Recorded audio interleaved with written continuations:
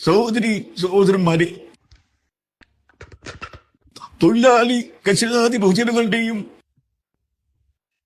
പാവപ്പെട്ടവരുടെയും വിഷമ പ്രശ്നങ്ങൾക്ക് പരിഹാരം കാണാനും നാടിന്റെ വികസനത്തിനും LDF സർക്കാരിനെയും LDFനെയും ശക്തിപ്പെടുത്തണം.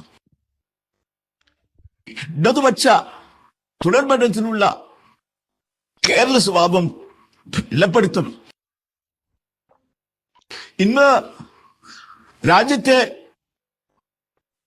മുഖ്യ വിപത്തായി തീർന്ന ഹിന്ദുത്വ വർഗീയതയെ ഒളിച്ചു നിന്ന് എതിർക്കണം. എന്നാൽ അതിന്റെ പേരിൽ ന്യൂനപക്ഷ വർഗീയത ഇളക്കിവിടുന്നതിനെ അനുകൂലിക്കരുത്. ഇതാണ് ഞങ്ങളുടെ വർഗീയ വിരുദ്ധതയുടെ നിലപാട്. ഈ രാഷ്ട്രീയം ശക്തിപ്പെടുത്തുന്നതിന്റെ ഭാഗമായിട്ടാണ്